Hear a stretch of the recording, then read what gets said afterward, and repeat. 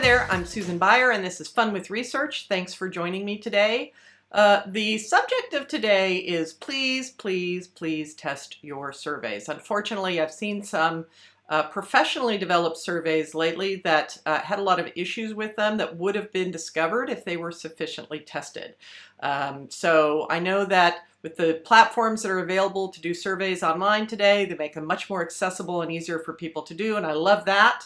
But just racing through your survey, or worse, throwing it out there without properly testing it is a recipe for trouble. And unfortunately, you may not find the errors until you're looking at your completed data, and then it's too late to go back and fix them. So I'm going to talk today about some things with survey testing that you may not be thinking about that you should try.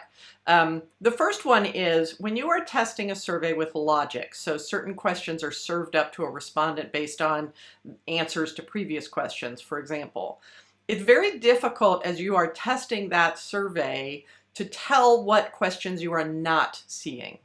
So I recommend having an output of the survey, a PDF or something like that, that as you test a survey, you can go through and make sure you're being served all the questions that you should be. If not, there may be something wrong with some of your logic, but it's very hard to tell if you don't have the survey right next to you on the desk as you walk through it.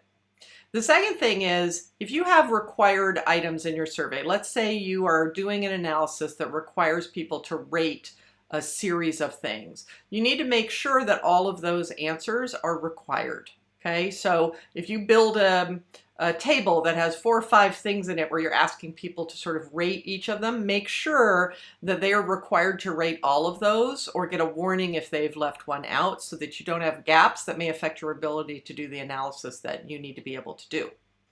The next one is go through your survey and pay really close attention to the response options that you are providing. Do they make logical sense? I've seen some surveys recently out there in the wild where it's clear that somebody wasn't really looking closely at the response options because maybe there's something missing, there's something overlapping between the response options, or you've just got a typo.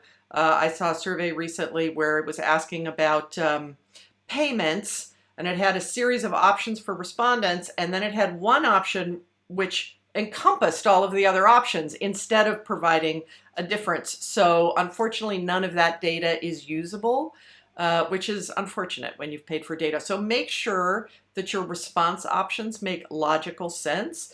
And if you are asking people, as many of us are these days, how things have changed between now and maybe prior to COVID, make sure that your response options between those two questions are consistent.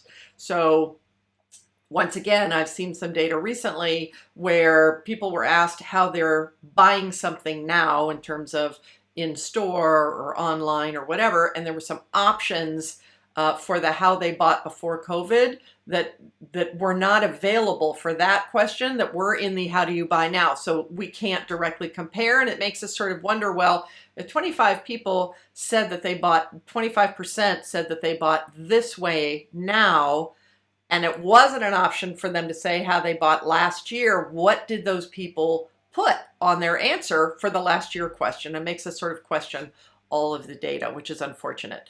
The final thing is, don't just test the survey yourself. Send it to your spouse. Send it, have one of your adult kids take it. Send it to your employees to take it. You want to make sure that it's being taken by a range of people who have different perspectives and maybe will see things that you don't. So don't put it all on your shoulders. Farm it out. Let some other people take the survey and get back to you with questions.